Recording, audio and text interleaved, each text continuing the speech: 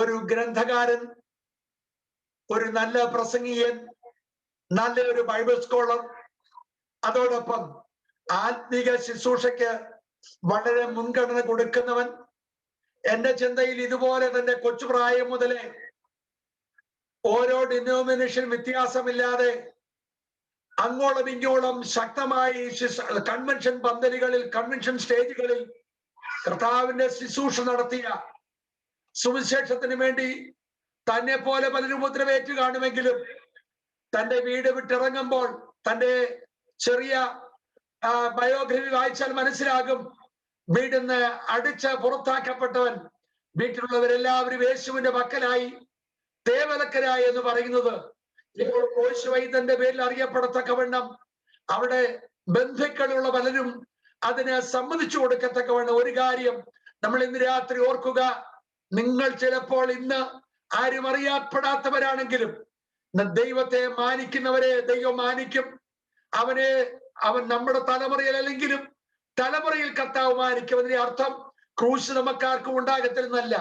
Challenge is inevitable, yet we are the winners. ഇന്ന് രാത്രി എന്റെ വളരെ സ്നേഹിതനും എന്റെ പിതാവിനോടുകൂടെ പല കാര്യങ്ങളൊക്കെ ഭൂതശാന്തി ശുശ്രൂഷകളുടെ പരിചയം പ്രാപിച്ച ഒരു കർത്താവിന്റെ ദാസൻ, ഞങ്ങൾക്ക് പ്രിയനും ഞങ്ങളുടെ അയൽപക്കത്തുള്ളതിന്റെ മാവിമാരുടെ അടുത്ത് വരുമ്പോഴൊക്കെയും കോട്ടയത്തെ ബൈബിൾ സ്കൂളിൽ ചേരുമ്പോൾ ഞങ്ങളുടെ ചർച്ചിന്റെ കെയർ ഓഫിലാണ്, കായംകുളം ചുറ്റത്തിന്റെ കെയർ ഓഫിലാണ് അദ്ദേഹം ഇവിടേക്ക് പോകാൻ കാരണമായത്. അതൊന്നും ഞാൻ അഭിമാനത്തോടെ ഓർക്കുകയല്ല. ക്രിസ്തുവിൽ ധന്യനും ക്രിസ്തുവിന് വേണ്ടി അധ്വാനിക്കുന്നവനുമായ കർത്താവിന്റെ ദാസനെ നിരാത്രി വചനം സൂക്ഷിക്കായി ക്ഷണിച്ചുകൊള്ളുന്നു. പ്രാർത്ഥനയിൽ സഹകരിക്കാം. ദൈവമക്കൾക്ക് നന്ദി. നമുക്ക് കർത്താവിന്റെ വചനം ശ്രദ്ധിക്കാം. എക്കോ ഉണ്ടല്ലേ? എക്കോ ഉണ്ടോ? യേശു കർത്താവിന്റെ മധുരമുള്ള നാമത്തിൽ ഈ രാത്രി ഈ സൂം ലൈനിലായിരിക്കുന്ന എല്ലാ പ്രിയപ്പെട്ടവർക്കും, വിശേഷാൽ എനിക്ക് പ്രിയങ്കരായിട്ടുള്ള ദൈവദാസന്മാർക്കും യേശു കർത്താവിന്റെ നാമത്തിൽ വന്ദനം അറിയിക്കുന്നു. ഒരിക്കൽ കൂടെ ദൈവവചനത്തിൽ നിന്ന് ദൈവജനത്തോട് പങ്കുവെക്കുവാൻ ദൈവം എനിക്ക് തന്ന അവസരത്തിനായിട്ട്, നീട്ടിത്തന്ന ആയുസ്സിനായിട്ട്, വിശേഷാൽ ഇന്ന് രാത്രിയിലും ദൈവവചനം പ്രസംഗിക്കാൻ കർത്താവ് എനിക്ക് തന്ന ആരോഗ്യത്തിനായിട്ട് ഞാൻ കർത്താവിന് സകല മഹത്വം അർപ്പിക്കുന്നു. പ്രിയപ്പെട്ട വിയപുരം ജോർജ് പാസ്റ്റർ പ്രാർത്ഥിച്ചതിനായിട്ട് പ്രത്യേകം നന്ദി. അദ്ദേഹത്തെ കാണുവാനിടയായതിൽ വളരെ സന്തോഷം. എന്റെ പ്രിയങ്കരനായ സ്റ്റീവൻ ചായനോട് ഒരുമിച്ച് ഇന്ന് രാത്രി ഈ വേദി പങ്കുവെക്കുവാൻ കർത്താവ് നൽകിയ സാവകാശത്തിനായിട്ട് ഞാൻ ദൈവത്തിന് സ്തോത്രം ചെയ്തു. കഴിഞ്ഞ 1 വർഷത്തിലധികമായി കോവിഡ് എന്ന മഹാവ്യാധി നിമിത്തം നാം എല്ലാവരും ലോക്ക്ഡൌണിലും സെൽഫ് ക്വാറന്റൈനിലും ഒക്കെ ആയിട്ട് കടന്നുപോയി. ഈ സന്ദർഭത്തിൽ നമ്മുടെ നാട്ടിൽ നമുക്ക് വളരെ പ്രിയങ്കരായിട്ടുള്ള അനേക ദൈവദാസന്മാർ കോവിഡിന് കീഴ്പ്പെട്ടു. അമേരിക്കയിൽ തന്നെ 5 ലക്ഷത്തിൽ പരം ആളുകൾ കോവിഡ് നിമിത്തം ലോകത്തോട് യാത്ര പറഞ്ഞു. എന്നാൽ അതിനേക്കാൾ സങ്കടകരമായിട്ടുള്ള ഒരു കാര്യം, കേരളത്തിൽ നിന്നും മറ്റും വടക്കേ ഇന്ത്യയിൽ സുവിശേഷം എത്തിയിട്ടില്ലാത്തടുത്ത് സുവിശേഷം അറിയിക്കേണ്ടതിന് തങ്ങളുടെ ജോലിയും ഒക്കെ രാജിവെച്ച് കടന്നുപോയ അനേക യുവപ്രസംഗിമാർ, യുവ സുവിശേഷകർ ഈ ലോകത്തോട് യാത്ര പറഞ്ഞു. അതിലപ്പുറത്ത് മതവ വിരോധികളുടെ പീഡകൾ നിമിത്തം അനേക ദൈവമക്കൾ അതേ നമ്മുടെ ഇന്ത്യയിൽ കഷ്ടപ്പെടുന്നു. ഇന്ന് രാത്രി നാം കേട്ടതുപോലെ നമ്മുടെ പ്രിയപ്പെട്ട പലരും സുവിശേഷ നിമിത്തം, ക്രിസ്തുവിന്റെ നാമനിമിത്തം പീഡിക്കപ്പെട്ടുകൊണ്ടിരിക്കും. അതിൻ്റെയൊക്കെ നടുവില് നമ്മുടെ മനസ്സ് പതറിപ്പോകുവാൻ, ഇടറിപ്പോകുവാൻ, ക്ഷീണിച്ചു പോകുവാൻ ഒക്കെ കാരണമുണ്ട്. പലരുടെയും മനസ്സ് ഇടിഞ്ഞു പോയിട്ടുണ്ട്. പലരും അധൈര്യപ്പെട്ടിട്ടുണ്ട്. പലരും തങ്ങളുടെ വേല വിട്ടിട്ട് മടങ്ങിപ്പോകുവാൻ താല്പര്യപ്പെട്ടിട്ടുണ്ട്. ദാവീദ് ഒരിക്കൽ പറഞ്ഞതുപോലെ, പ്രാവിനുള്ളതുപോലെ 2 ചിറകുകൾ എനിക്കുണ്ടായിരുന്നെങ്കിൽ ഞാൻ എവിടേക്കെങ്കിലും പറന്നു പോകുമായിരുന്നു എന്ന് പറയുന്ന ദൈവദാസന്മാരും ദൈവമക്കളുമൊക്കെ നമ്മുടെ നടുവിലും നമുക്ക് ചുറ്റുമുണ്ട്.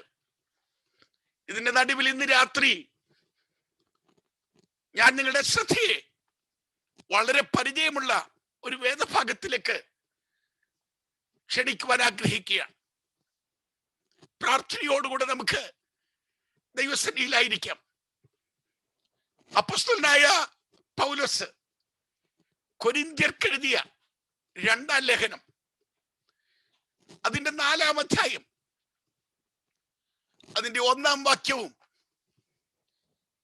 16-ാം വാക്യവും നമുക്ക് ശ്രദ്ധിക്കാം. ഞാൻ വായിക്കാം. അതുകൊണ്ട് ഞങ്ങൾക്ക് കരുണ ലഭിച്ചിട്ട് ഈ ശുശ്രൂഷ ഉണ്ടാകയാൽ ഞങ്ങൾ അധൈര്യപ്പെടാതെ ലജ്ജാകരമായ രഹസ്യങ്ങളെ ത്യജിച്ച് ഉപായം പ്രയോഗിക്കാതെയും ദൈവവചനത്തിൽ കൂട്ടുചേർക്കാതെയും സത്യം വെളിപ്പെടുത്തുന്നതിനാൽ ദൈവസന്നിധിയിൽ സകല മനുഷ്യരുടെയും മനസാക്ഷിക്ക് ഞങ്ങളെ തന്നെ ബോധ്യമാക്കുന്നു. 16-ാമത്തെ വാക്യം. അതുകൊണ്ട് ഞങ്ങൾ അധൈര്യപ്പെടാതെ, ഞങ്ങളുടെ പുറമേയുള്ള മനുഷ്യൻ ക്ഷയിച്ചു പോകുന്നുവെങ്കിലും ഞങ്ങളുടെ അകമേയുള്ളവൻ നാൾക്കുനാൾ പുതുക്കം പ്രാപിക്കുന്നു.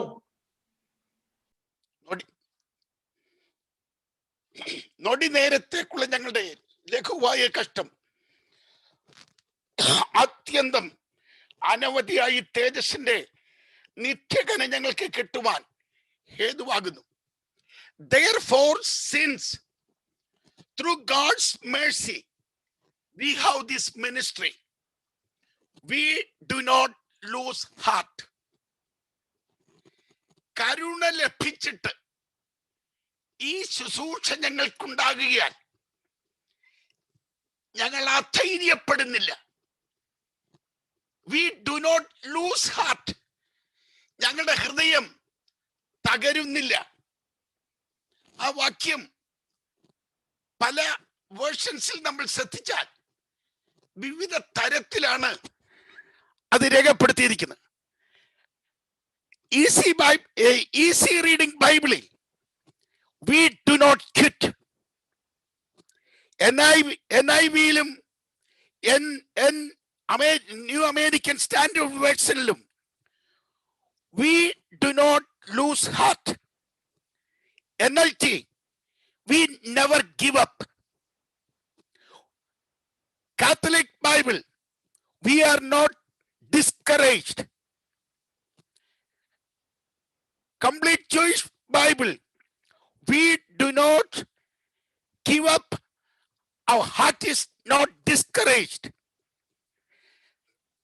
The greatest missionary whom the world has ever seen, he says, whatever may happen, whatever may comes on our way, we are not going to give up. ഞങ്ങൾ വിട്ടുകൊടുക്കാൻ തയ്യാറില്ല. ഞങ്ങളുടെ മനസ്സ് ക്ഷീണിക്കാൻ ഞങ്ങൾ അനുവദിക്കില്ല. ഞങ്ങൾ പതറുകയില്ല. ഞങ്ങൾ പുറകോട്ട് പോകുവാൻ തയ്യാറല്ല. ഞങ്ങളുടെ മനസ്സിനെ ക്ഷീണിപ്പിക്കാൻ യാതൊന്നിനെയും ഞങ്ങൾ അനുവദിക്കില്ല.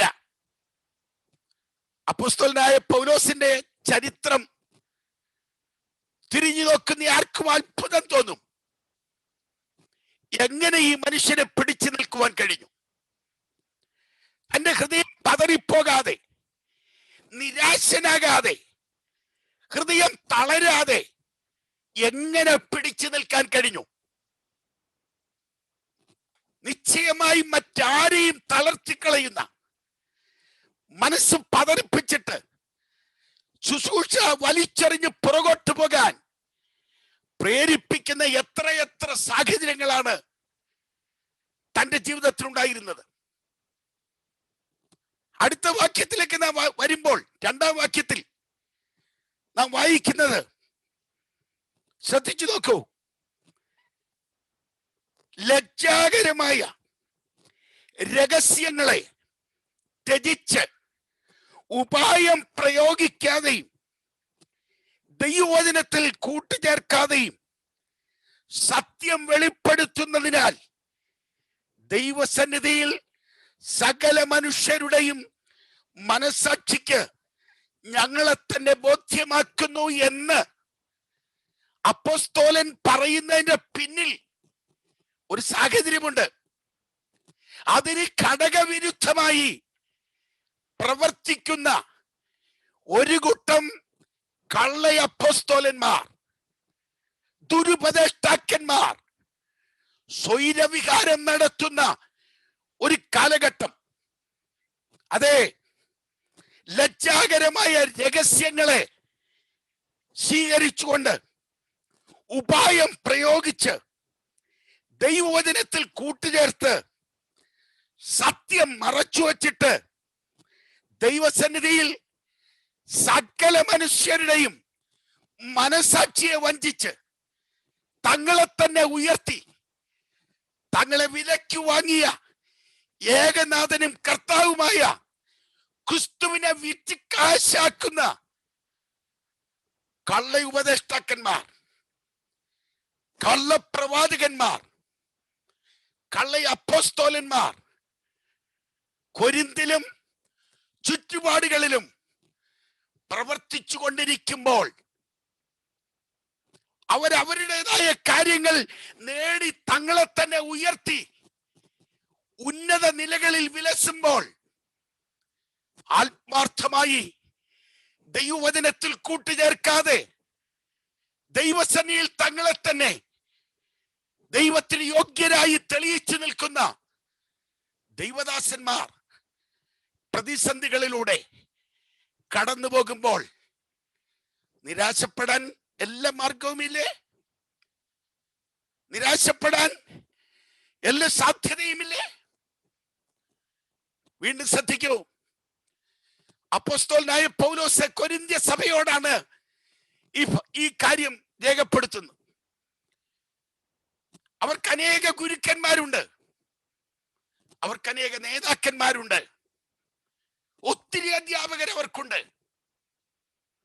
എന്നാൽ അപ്പോസ്തലനായ പൗലോസ് അവരോട് പറയുകയാണ്, നിങ്ങൾക്ക് 1000 ഗുരുക്കന്മാരുണ്ടെങ്കിലും 1000 നേതാക്കന്മാരുണ്ടെങ്കിലും സുവിശേഷം നിമിത്തം നിങ്ങളെ പുതുജനനത്തിലേക്ക് നയിച്ച് നിങ്ങളെ ദൈവവുമായിട്ടുള്ള ബന്ധത്തിലേക്ക് കൊണ്ടുവരാൻ ദൈവം ഉപയോഗിച്ചത് എന്നെയാണെങ്കിൽ, നിങ്ങൾക്കൊരു ആത്മീയ പിതാവുണ്ടെങ്കിൽ അതിന് വില കൊടുത്തത് ഞാനാണ്.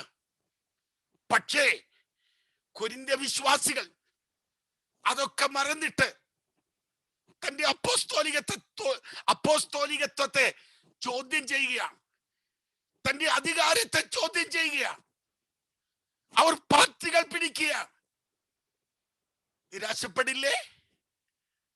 മനസ്സ് ക്ഷീണിക്കില്ലേ? വീണ്ടും അപ്പോസ്തലൻ പറയുകയാണ്,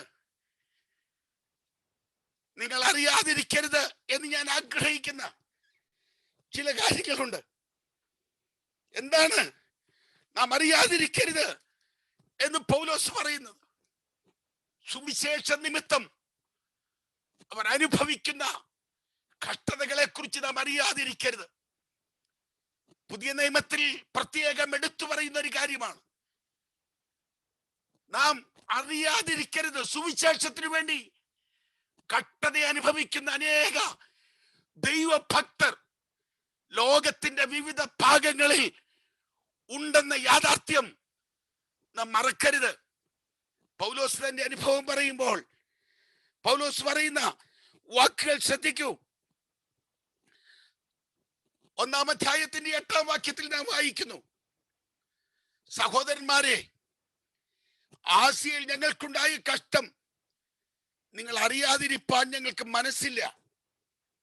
ജീവനോടിരിക്കുമോ എന്ന് നിരാശ തോന്നുമാറ് ഞങ്ങൾ ശക്തിക്കു മീതെ അത്യന്തം ഭാരപ്പെട്ടു. ജീവനോടിരിക്കുമോ എന്ന് ഭയം തോന്നുമാറ് ഞങ്ങൾ ഞങ്ങളുടെ ശക്തിക്ക് മീതെ അത്യന്തം ഭാരപ്പെട്ടു. വീണ്ടും അദ്ദേഹം പറയുന്നു, ഞാൻ ബുദ്ധിപ്രമമായി സംസാരിക്കുന്നു എന്ന് നിങ്ങൾക്ക് തോന്നിയേക്കാമെങ്കിലും ഞാൻ പറയട്ടെ എന്ന് പറഞ്ഞുകൊണ്ട് 11-ാം അധ്യായത്തിന്റെ 21 മുതൽ 29 വരെയുള്ള വാക്യങ്ങൾ ശ്രദ്ധിക്കൂ. എന്നാൽ ആരെങ്കിലും ധൈര്യം വായിക്കാമെങ്കിൽ വായിച്ചട്ടെ. സ്തോത്രം. 23 മുതൽ 21 തൊട്ട് വായിച്ചു. 1 തൊട്ട്. അതിൽ ഞങ്ങൾ ബലഹീനരായിരുന്നുവെന്ന് ഞാൻ മാനം കെട്ട് പറയുന്നു. എന്നാൽ ആരെങ്കിലും ധൈര്യപ്പെടുന്ന കാര്യത്തിൽ ഞാൻ ബുദ്ധിഹീനനായി പറയുന്നു. ഞാനും ധൈര്യപ്പെടുന്നു. അവർ എബ്രായരോ, ഞാനും അതെ. അവർ ഇസ്രായേലരോ, ഞാനും അതെ. അവർ അബ്രഹാമിന്റെ സന്തതിയോ, ഞാനും അതെ. ക്രിസ്തുവിന്റെ ശുശ്രൂഷക്കാരോ, ഞാൻ ബുദ്ധിപരമായി സംസാരിക്കുന്നു. ഞാൻ ഏറ്റവും അധികം അധ്വാനിച്ചു, അധികം പ്രാവശ്യം നടുവിലായി, അനവധി അടികൊണ്ടു, പലപ്പോഴും പ്രാണഭയത്തിലായി. യഹൂദരാൽ ഞാൻ 1 കുറയ 40 അടി 5 വട്ടം കൊണ്ടു, 3 വട്ടം കോലിനാൽ അടികൊണ്ടു, ഒരിക്കൽ കല്ലേറുകൊണ്ടു, 3 വട്ടം കപ്പൽ ചേതത്തിൽ അകപ്പെട്ടു, ഒരു രാപ്പകൽ വെള്ളത്തിൽ കഴിച്ചു. ഞാൻ പലപ്പോഴും യാത്ര ചെയ്തു. നദികളിലെ ആപത്ത്, കള്ളന്മാരാലുള്ള ആപത്ത്, സ്വജനത്താലുള്ള ആപത്ത്, ജാതികളാലുള്ള ആപത്ത്, പട്ടണത്തിലെ ആപത്ത്, കാട്ടിലെ ആപത്ത്, കടലിലെ ആപത്ത്, കള്ള സഹോദരന്മാരാലുള്ള ആപത്ത്, അധ്വാനം, പ്രയാസം, പലവട്ടം ഉറക്കളപ്പ്, പൈതാഹം, പലവട്ടം പട്ടിണി, ശീതം, നഗ്നത എന്നീ അസാധാരണ സംഗതികൾ ഭവിച്ചത് കൂടാതെ എനിക്ക് ദിവസേന സർവസഭകളെയും കുറിച്ചുള്ള ചിന്താഭാരമെന്ന തിരക്കമുണ്ട്. ആർ ബലഹീനനായിട്ട് ഞാൻ എന്നീ അസാധാരണ സംഗതികൾ വന്ന് ഭവിച്ചത് കൂടാതെ താൻ അനുഭവിച്ച കഷ്ടതയുടെ സുവിശേഷ നിമിത്തം താൻ കടന്നു പോകേണ്ടി വന്ന കഠിന പാതയുടെ ഒരു ചെറിയ വിവരണം നൽകിയിട്ട് അദ്ദേഹം പറയുന്ന വാക്കുകൾ എന്നീ അസാധാരണ സംഗതികൾ. നമുക്ക് തോന്നും ഇതെത്ര ഭയങ്കരമായിട്ടുള്ള ഒരു അനുഭവമായിരുന്നുവെന്ന്. എന്നാൽ എത്ര ലളിതമായിട്ടാണ് പൗലോസ് അത് വിവരിച്ചെന്നറിയാമോ? ഉദാഹരണത്തിന് അദ്ദേഹം പറയുക, ഒരിക്കൽ കല്ലേറേറ്റു. എത്ര നിസാരമായിട്ടാ പറഞ്ഞ്. എന്നാൽ അതിന്റെ ചരിത്രം നമുക്കറിയാം. ജന്മനാ മുടന്തരായവനെ യേശുവിന്റെ നാമത്തിൽ സൗഖ്യമാക്കിയ അനന്തരം പൂമാലയുമായി വന്ന് ദേവേന്ദ്രൻ ഇറങ്ങി വന്നിരിക്കുന്നെന്ന് പറഞ്ഞ് അവനെ ആരാധിക്കാൻ തുടങ്ങിയപ്പോൾ ഈ വ്യർത്ഥകാര്യങ്ങളെ വിട്ട് ദൈവത്തെങ്കിലേക്ക് തിരിയാൻ ആഹ്വാനം ചെയ്ത ആ ദൈവദാസനെതിരെ കൂട്ടം കൂടി ജനം കല്ലെറിഞ്ഞ് താൻ മരിച്ചെന്ന് കരുതിയിട്ട് മുനിസിപ്പാലിറ്റിയിലെ ചണ്ടിക്കുമ്പാരത്തിലേക്ക് വലിച്ചിഴച്ചു കൊണ്ടുപോയി ആ മൃതശരീരം അവിടെ ഇട്ടപ്പോൾ അന്നത്തെ ദൈവമക്കൾ ചുറ്റും നിന്ന് നിലവിളിച്ചു, ദൈവമേ, നിന്റെ ദാസനെ മടക്കി തന്നേ മതിയാകൂ. 3-ാം സ്വർഗം വരെ ചെന്ന് ഉച്ചരിച്ചുകൂടാത്ത ശബ്ദങ്ങൾ, ദൂതന്മാരുടെ അനുഭവങ്ങൾ കണ്ട് ആ ദൈവ മനുഷ്യൻ ഇറങ്ങി വന്നതാണ്. ദൈവനെ തിരിച്ചു വിട്ടതാണ്. എന്നാലും അദ്ദേഹം പറയാണ്, ഒരിക്കൽ കല്ലേറേറ്റു. ഈ അസാധാരണ സംഗതികൾ വന്ന് ഭവിച്ചത് കൂടാതെ അടുത്ത് പറയുന്ന വാക്ക് ശ്രദ്ധിക്കൂ, സകല സഭകളെയും കുറിച്ചുള്ള ചിന്താഭാരം. പൗലോസിന്റെ ജീവിതത്തിൽ അനേക രാത്രികൾ തനിക്ക് ഉറങ്ങാൻ കഴിയാതെ വണ്ണം സഭകളെ കുറിച്ചുള്ള ചിന്താഭാരം. ഗലാത്യ സഭകളെ കുറിച്ചോ എഫെസോസിലെ സഭകളെ കുറിച്ചോ ഒന്നും ഞാൻ വിവരിക്കുന്നില്ല. കൊരിന്ത്യ സഭയിലേക്ക് മാത്രം വന്നു നോക്കൂ. തന്റെ ഉറക്കം കെടുത്തിയ എത്ര രാത്രികൾ, തന്നെ വല്ലാതെ ദുഃഖിപ്പിക്കാവുന്ന, നിരാശപ്പെടുത്താവുന്ന അത് എത്രയോ അവസരങ്ങൾ. ക്ലോവയുടെ ആൾക്കാർ വന്ന് തന്നോട് ചില കാര്യങ്ങൾ പങ്കുവെക്കുന്ന കാര്യം 1-ാമത്തെ അധ്യായത്തിൽ ഇൻട്രൊഡക്ഷൻ കഴിയുമ്പോൾ താൻ സൂചിപ്പിക്കുന്നു. The contention in the church, സഭയ്ക്കകത്ത് താൻ കഷ്ടപ്പെട്ട് ജന്മം കൊടുത്തു വളർത്തിയ സഭയ്ക്കകത്ത് പാർട്ടി സ്പിരിറ്റ് കയറി പത്രോസിന്റെയും അപ്പല്ലോസിന്റെയും പൗലോസിന്റെയും യേശുവിന്റെയും പാർട്ടിക്കാരി കയറി ജനത്തെ വഞ്ചിക്കുമ്പോൾ അതോർത്ത് ആത്മാവിന്റെ ഐക്യത, സമാധാന ബന്ധത്തിൽ കാക്കേണ്ട ദൈവജനത്തിന്റെ ഭിന്നത കണ്ട് തന്റെ മനസ്സ് അത് തകർക്കത്തക്കവണ്ണം,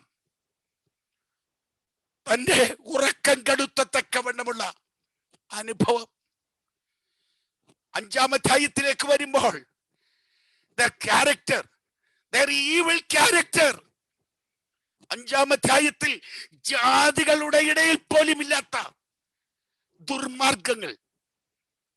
6-ാം അധ്യായത്തിൽ സ്വന്തം സഹോദരങ്ങൾക്കെതിരെ കോടതി കയറുന്ന വിശ്വാസവീരന്മാർ. വീണ്ടും നാം തുടർന്ന് വായിക്കുമ്പോൾ സ്തോത്രം, വേർപെട്ടവരായി, വിശുദ്ധരായി, നിർമ്മലരായി, ലോകത്തിൽ ദൈവത്തിന്റെ പ്രത്യേക ജനമായി, വിശുദ്ധ വംശമായി, രാജകീയ പുരോഹിത വർഗമായി, വിശ്വാസത്തിന് വേണ്ടിയും വേർപാടിന് വേണ്ടിയും നിൽക്കേണ്ട ദൈവത്തിന്റെ ജനം കോംപ്രമൈസ് ചെയ്ത് ലോകത്തോട് അനുരൂപപ്പെട്ട് ദൈവത്തിൽ നിന്ന് അകന്നു പോകുന്ന ചിത്രം കണ്ടിട്ട് തന്നെ ഉറക്കം കെടുന്നു. 11-ാം അധ്യായത്തിലേക്ക് വരുമ്പോൾ ക്രിസ്തു എന്ന ഏക പുരുഷന് നിർമ്മല കന്യകയായി വിവാഹ നിശ്ചയം ചെയ്യപ്പെട്ട കർത്താവിന്റെ സഭ ക്രിസ്തുവിനോടുള്ള ഏകാഗ്രതയും നിർമ്മലതയും വിട്ട് അവരുടെ മനസ്സ് വഷളാക്കിയിട്ട് അകന്നു പോകുന്ന അനുഭവം കണ്ട്, അവരുടെ ആ സമർപ്പണത്തിൽ വന്ന വീഴ്ച കണ്ട് വീണ്ടും ഉറക്കം കെടുന്ന അനുഭവം. ഒടുവിലേക്ക് വരുമ്പോഴ് പൗലോസിന് പറയാനുള്ളത്, നിങ്ങളുടെ കണ്ടിന്യൂവൻസിൽ, നിങ്ങളുടെ വിശ്വാസത്തിലുള്ള തുടർച്ചയിൽ എനിക്ക് സംശയമുണ്ട്. നിങ്ങൾ വിശ്വാസത്തിൽ തന്നെയാണോ എന്ന് നിങ്ങളെ ഒന്ന് പരിശോധിക്കൂ. നിങ്ങൾ കർത്താവിൽ തന്നെ നിലനിൽക്കുന്നുവോ എന്ന് നിങ്ങളെ തന്നെ ശോധന ചെയ്യൂ എന്ന് പറയത്തക്കവണ്ണം അവരുടെ ജീവിതത്തിൽ വന്ന വീഴ്ചകൾ ഇതൊക്കെ തന്റെ ഉറക്കം കെടുത്തി. എന്നാൽ പൗലോസ് പറയുകയാണ്, എന്തും വരട്ടെ, സാഹചര്യം എന്തുമായിക്കൊള്ളട്ടെ, കഷ്ടത എന്തുമായിക്കൊള്ളട്ടെ, പ്രതിസന്ധികൾ എന്തുമായിക്കൊള്ളട്ടെ, അകത്തുനിന്നും പുറത്തുനിന്നും ഒരുപോലെ പ്രതിസന്ധികൾ വരട്ടെ, ഇല്ല, വിട്ടുകൊടുക്കാൻ ഞാൻ തയ്യാറില്ല, ഞാൻ പതറുകയില്ല, പുറകോട്ട് പോകുവാൻ എന്നെ കിട്ടില്ല, എന്റെ ഹൃദയത്തെ തകർക്കാൻ ഇതിനൊന്നും സാധ്യമല്ല, ഞങ്ങൾ അധൈര്യപ്പെടില്ല, ഞങ്ങൾ ക്ഷീണിച്ച് പിന്മാറില്ല. എന്നെ കാരണം അനേകരും ക്ഷീണിക്കുന്നത് തങ്ങൾക്കില്ലാത്തതിനെ ഓർത്ത്, തങ്ങൾ ആഗ്രഹിക്കുന്ന പലരും കാണാൻ കഴിയാത്തതിനെ ഓർത്ത് നിരാശപ്പെട്ട് പിന്മാറുമ്പോൾ, ഞങ്ങൾക്കതില്ല, ഞങ്ങൾക്കിതില്ല എന്ന് പറഞ്ഞ് പിന്മാറുമ്പോൾ, അപ്പോസ്തലനായ പൗലോസിന്റെയും സഹപ്രവർത്തകരുടെയും ചിന്ത അവിടെയല്ല. തങ്ങൾക്ക് എന്തില്ല എന്നോർത്ത് നിരാശപ്പെടുകയല്ല, തങ്ങൾക്ക് എന്തുണ്ട് എന്നതിനെ ധ്യാനിച്ച് ധൈര്യപ്പെടുവാൻ അവർ തയ്യാറാകുകയാണ്. നിങ്ങൾ ആ 4-5 അധ്യായങ്ങൾ വായിക്കാമെങ്കിൽ അതിനകത്ത് എടുത്തു പറയുന്ന ഒരു ഫ്രേസ് ഉണ്ട്. പിന്നെയും പിന്നെയും നമുക്ക് കാണാൻ കഴിയുന്ന ഒരു ഫ്രേസ് ഉണ്ട്.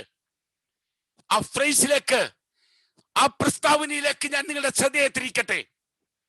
We have, we have, we have, we have. നമുക്കുണ്ട്.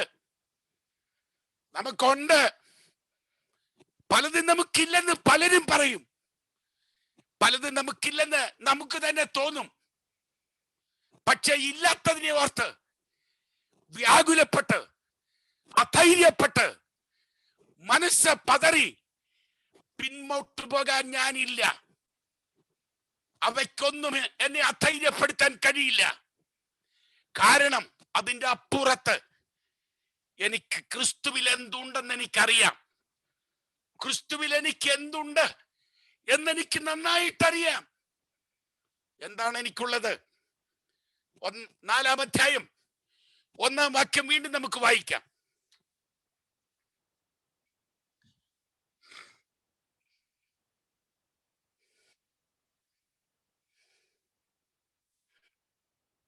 മതി. We have a glorious ministry that transforms the lives of the people. ജീവിതങ്ങളെ രൂപാന്തരപ്പെടുത്തുന്ന ഒരു മഹത്വപൂർണമായ ശുശ്രൂഷ ഞങ്ങൾക്കുണ്ട്. Therefore, since through the mercy of God we have this ministry, ഞങ്ങൾക്കൊരു ശുശ്രൂഷയുണ്ട്. അതുകൊണ്ടാണ് ഞങ്ങൾ അധൈര്യപ്പെടാത്തത്. അതുകൊണ്ടാണ് ഞങ്ങൾ ക്ഷീണിക്കാത്തത്. ചിലരൊക്കെ പറയും, എന്റെ പാസ്റ്റർ ഇരിക്കാൻ സമയമില്ല, ഭയങ്കര ശുശ്രൂഷ, ക്ഷീണിച്ചു പോയിന്ന്. തനിക്കള്ളമാത്. ശുശ്രൂഷിക്കുന്നവൻ ക്ഷീണിക്കില്ല. ശുശ്രൂഷ ഉള്ളത് കൊണ്ടാണ് നാം ക്ഷീണിക്കാത്തത്. ശുശ്രൂഷ ഉള്ളത് കൊണ്ടാണ് നാം തളരാത്തത്. അത് മറക്കരുത്. ശുശ്രൂഷ ഉള്ളത് കൊണ്ട് ഞാൻ ക്ഷീണിക്കുന്നില്ല. ശുശ്രൂഷ ഉള്ളത് കൊണ്ട് ഞാൻ തളരുന്നില്ല.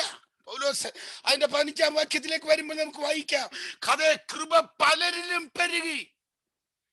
ഈ ശുശ്രൂഷ, റീച്ചിങ് ഔട്ട് പീപ്പിൾ, ജനത്തെ, ഒരു സമൂഹത്തെ റീച്ച് ചെയ്യുന്ന ദൈവകൃപ, കൃപയാൽ ലഭിച്ച ഈ ശുശ്രൂഷ നിമിത്തം അത് സംഭവിക്കുകയാണ്.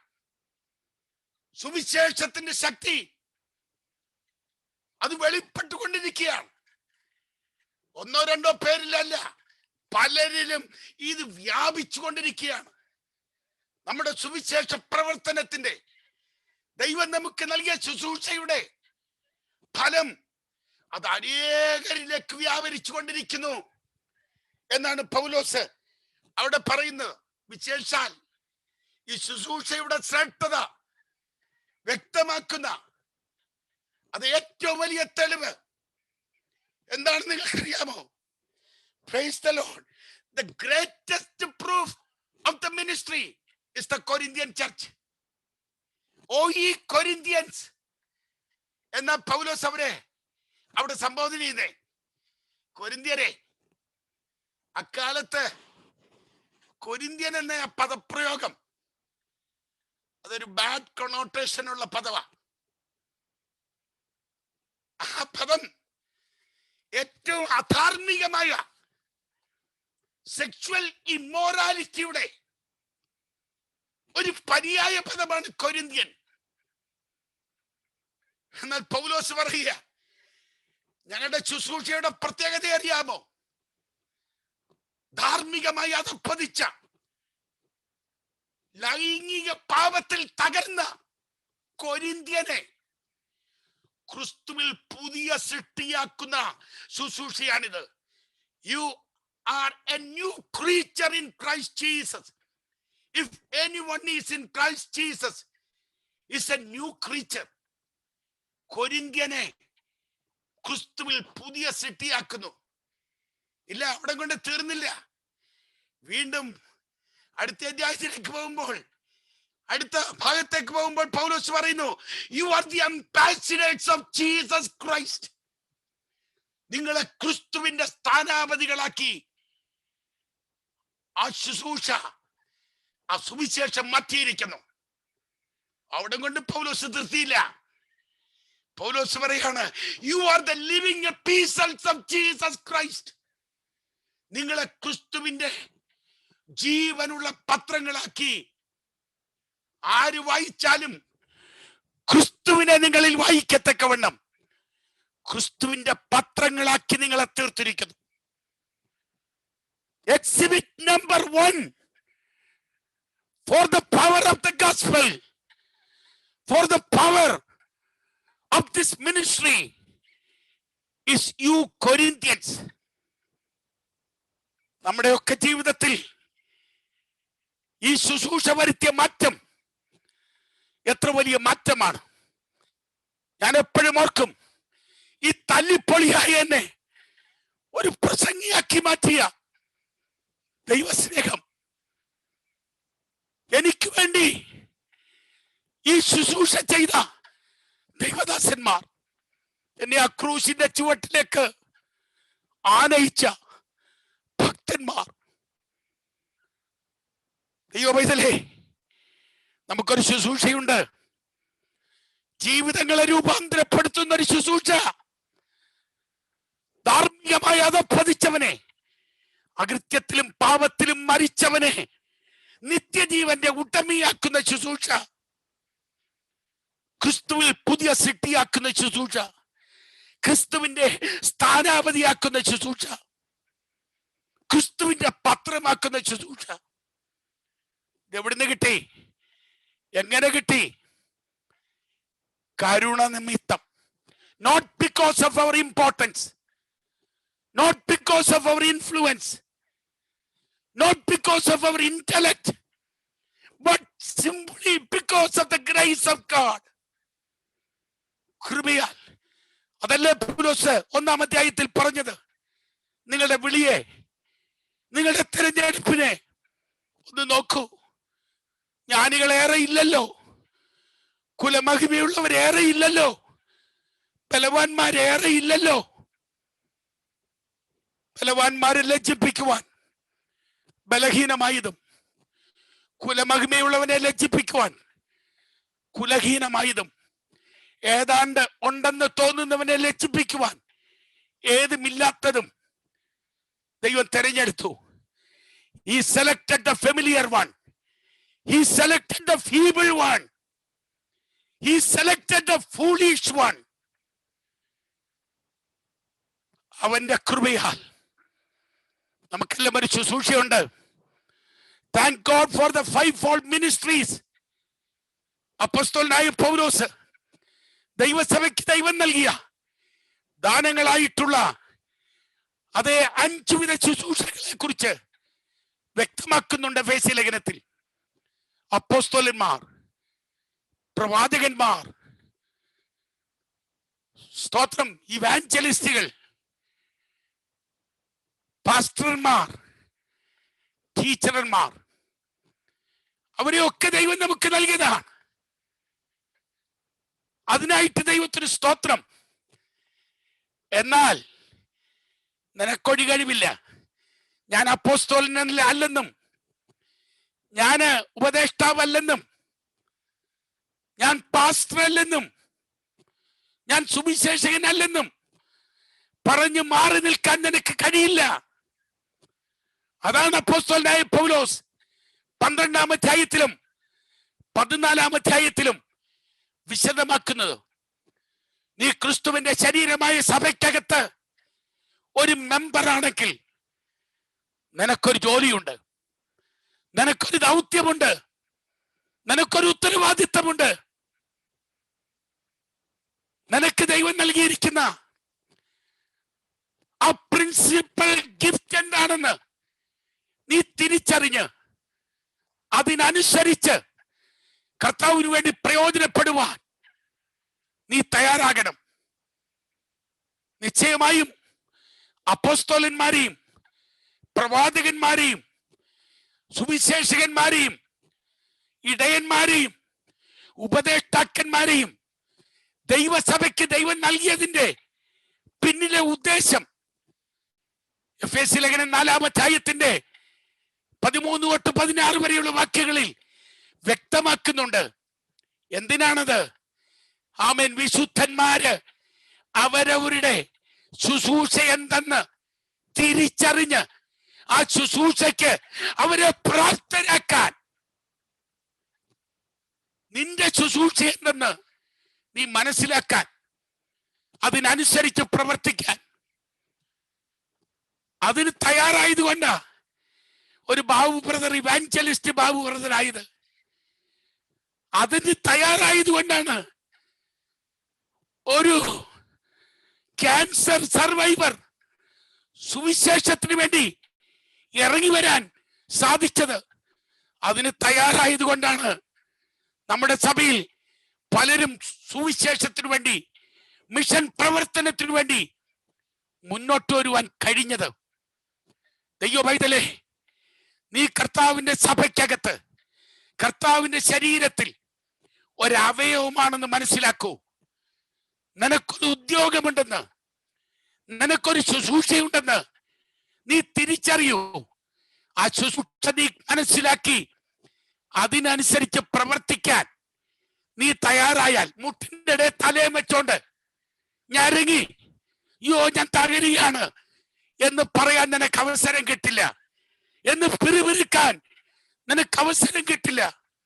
ദൈവം നിനക്ക് നൽകുന്ന കൃപയ്ക്കനുസരിച്ച് ശുശ്രൂഷിക്കാൻ നീ തയ്യാറാണെങ്കിൽ, അവൻ നിന്നെ കുറിച്ച് ആഗ്രഹിക്കുന്ന ശുശ്രൂഷ ചെയ്യാൻ നീ തയ്യാറാണെങ്കിൽ, ഒരു കാര്യം ഗ്യാരണ്ടി, നീ തളരുകയില്ല, നീ ക്ഷീണിക്കില്ല, നിന്റെ മനസ്സ് പതറുകയില്ല, നീ ഇട്ടിട്ട് പുറകോട്ട് പോകില്ല. നീ പൗലോസിനോട് ചേർന്ന് പറയും, ഇല്ല, വിട്ടുകൊടുക്കാൻ ഞാൻ തയ്യാറില്ല, ഞാൻ നല്ല പൊരുതും, ഞാൻ ദൈവം എനിക്ക് വച്ചിരിക്കുന്ന ട്രാക്കിലൂടെ ഓടി എന്റെ ഓട്ടം തികയ്ക്കും, ഞാൻ എന്റെ വിശ്വാസം കാക്കും. കഷ്ടതയോ പട്ടിണിയോ ഉപദ്രവമോ നഗ്നതയോ വാളോ ആപത്തോ ഇപ്പോഴുള്ളതോ വരാനുള്ളതോ ഉയരത്തിനോ ആഴത്തിനോ മരണത്തിനോ ജീവനോ ദൂതന്മാർക്കോ ചെകുത്താന്മാർക്കോ ഒരു ശക്തിക്കും ദൈവം എനിക്ക് തന്നിരിക്കുന്ന ശുശ്രൂഷയിൽ നിന്ന്, ദൈവം എനിക്ക് നൽകിയ സ്നേഹത്തിൽ നിന്ന് എന്നെ പറിച്ചറിയാൻ സാധ്യമല്ല എന്ന് ധൈര്യത്തോടെ പറയാൻ നമുക്ക് കഴിയും. Praise the Lord. വിശദീകരിക്കാൻ എനിക്ക് കഴിയാത്തതിൽ അതെ ഞാൻ വിഷമിക്കുന്നു. അതെ, ഞാൻ പലതും വിടട്ടെ. രണ്ടാമത് നമുക്ക് എന്നാ ഉണ്ട്? അതിന്റെ 7 മുതൽ ഉള്ള വാക്യങ്ങൾ ചിലത് വായിക്കാം. 4ന്റെ 7 മുതൽ. എങ്കിലും ഈ അത്യന്ത ശക്തി ഞങ്ങളുടെ സ്വന്തമെന്നല്ല, ദൈവത്തിന്റെ ദാനമത്രയെന്ന് വരേണ്ടതിന് ഈ നിക്ഷേപം ഞങ്ങൾക്ക് മൺപാത്രങ്ങളിലാകുന്നു ഉള്ളത്. ഞങ്ങൾ സകല വിധത്തിലും കഷ്ടം സഹിക്കേണ്ടവരെങ്കിലും ഇടുങ്ങിയിരിക്കുന്നില്ല, ബുദ്ധിമുട്ടുന്നവരെങ്കിലും നിരാശപ്പെടുന്നില്ല, ഉപദ്രവം അനുഭവിക്കുന്നവരെങ്കിലും ഉപേക്ഷിക്കപ്പെടുന്നില്ല, വീണ് കിടക്കുന്നവരെങ്കിലും നശിച്ചു പോകുന്നില്ല. യേശുവിന്റെ ജീവൻ ഞങ്ങളുടെ ശരീരത്തിൽ വെളിപ്പെടേണ്ടതിന് യേശുവിന്റെ മരണം ശരീരത്തിൽ എപ്പോഴും വഹിക്കുന്നു.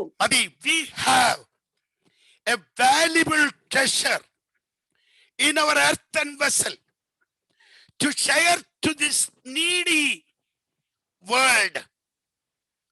ഈ പാപ്പരത്വം നിറഞ്ഞ ലോകത്തിന് കൊടുക്കാൻ നമ്മുടെ മൺകൂടാരത്തിനകത്ത് ഒരു വിലയേറിയ നിക്ഷേപം ഉണ്ട്. ഈ ലോകവുമായി പങ്കുവെക്കാൻ, ഈ ആവശ്യത്തിലിരിക്കുന്ന ജനതയുമായി പങ്കുവെക്കാൻ ഞങ്ങൾക്കൊരു നിക്ഷേപം, അത് ഞങ്ങളുടെ സ്വന്തമല്ല, ഞങ്ങളുടെ ദൈവം ഞങ്ങൾക്ക് തന്ന ഒരു വിലയേറിയ നിക്ഷേപം ഈ മൺകൂടാരത്തിനകത്തുണ്ട്. ഞങ്ങളുടെ മൺകൂടാരം ബലഹീനമാണെന്ന് ഞങ്ങൾക്കറിയാം. ഇതിൽ മരണം വ്യാപരിക്കുന്നുവെന്ന് ഞങ്ങൾക്കറിയാം. ഞങ്ങളുടെ ഈ പുറമേയുള്ള മനുഷ്യൻ, ഈ ശരീരവും മനസ്സും ഉൾപ്പെടുന്ന ഈ പുറമേയുള്ള മനുഷ്യൻ ഓരോ ദിവസവും ഡീക്കേ ആയിക്കൊണ്ടിരിക്കുക, ക്ഷയിച്ചുകൊണ്ടിരിക്കുക.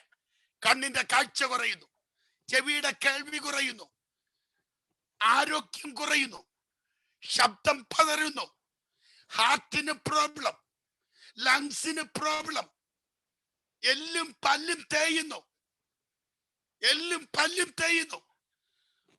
അതെ, ശലോമോന്റെ ഭാഷയിൽ പറഞ്ഞാൽ പട്ടണത്തിലേക്കുള്ള വാതിലുകൾ അടയുന്നു, അരയ്ക്കുന്നവർ ചുരുക്കമാകുന്നു, കിണറ്റിങ്കലെ കുടം തകരുന്നു, വെള്ളിച്ചരട് അറ്റുപോകുന്നു.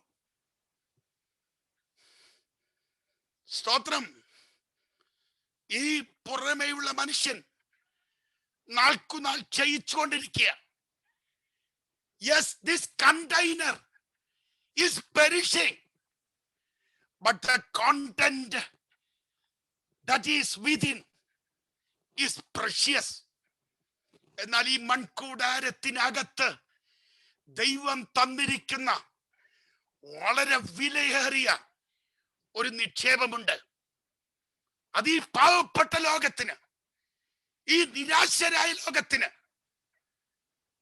ഈ പാപ്പരായ ലോകത്തിന് പങ്കുവെക്കാൻ ദൈവം തന്നതാണ്. ലോകത്തിന്റെ പ്രശ്നത്തിന്റെ പരിഹാരം എവിടെയാണുള്ളത്? പൊളിറ്റീഷ്യനിൽ ഇല്ല. ഏത് പാർട്ടി തിരിഞ്ഞും മറിഞ്ഞും വന്നാലും പാർട്ടി നേതാക്കന്മാർക്ക് ലോകത്തിന്റെ പ്രശ്നത്തിന് പരിഹാരമില്ല. ഓരോ ദിവസവും പ്രശ്നം കൂടിക്കൂടി വരിക, പ്രശ്നം വഷളാക്കി മാറ്റുകയാണ് പാർട്ടീഷ്യൻസ്. പൊളിറ്റീഷ്യനിൽ ലോകത്തിന്റെ പ്രശ്നത്തിന് പരിഹാരമില്ല. എക്കണോമിസ്റ്റിലുണ്ടോ?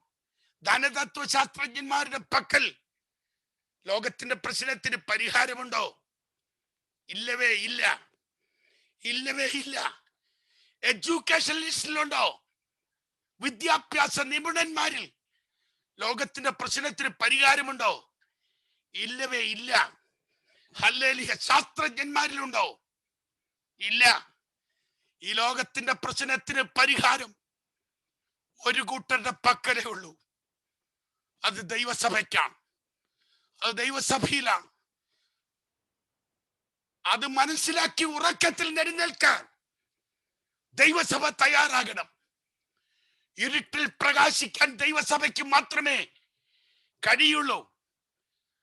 അധർമ്മത്തിന്റെ നടുവിൽ അന്ധകാരം ഭൂമിയെയും കൂരിരുട്ട് ജാതികളെയും മൂടുമ്പോൾ അതിന്റെ നടുവിൽ വെളിച്ചമായി എഴുന്നേറ്റ് നിൽക്കാൻ, പ്രശ്നത്തിന് മറുപടിയായി എഴുന്നേറ്റ് നിൽക്കാൻ വിലയേറിയ നിക്ഷേപം അകത്തുള്ള ദൈവവൈതലിനും ദൈവസഭയ്ക്കും മാത്രമേ കഴിയൂ എന്ന് നാം മനസ്സിലാക്കണം.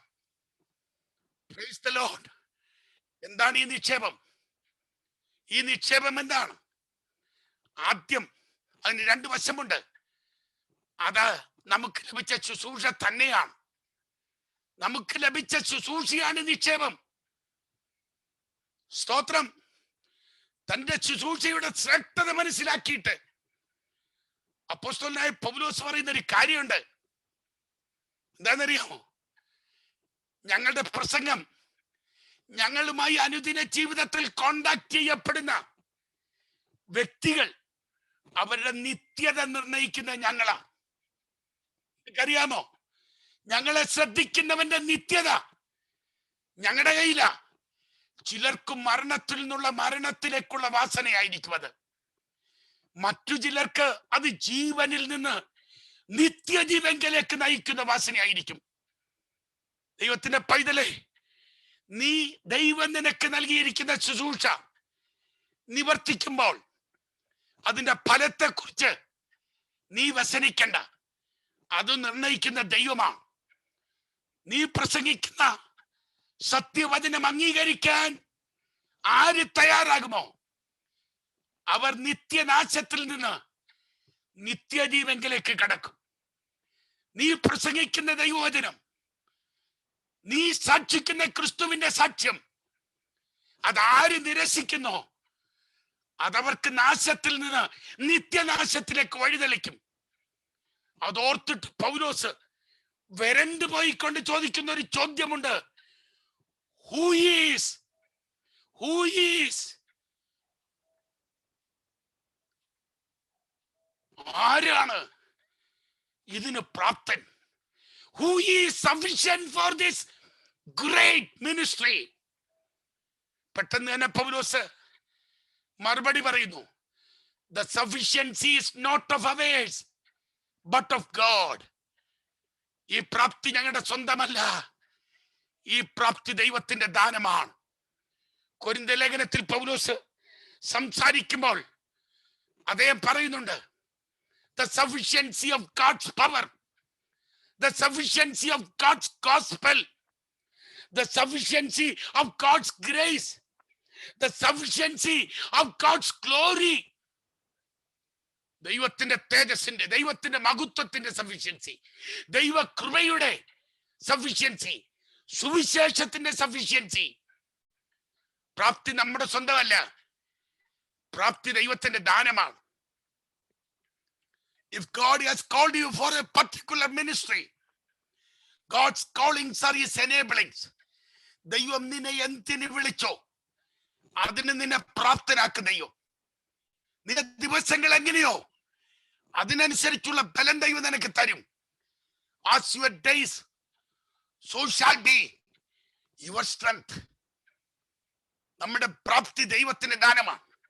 അതേസമയം ഈ നിക്ഷേപം, ഈ മനോഹരമായ ശുശ്രൂഷ ചെയ്യാൻ ദൈവം നമുക്ക് നൽകുന്ന അത്യന്ത ശക്തിയാണ്.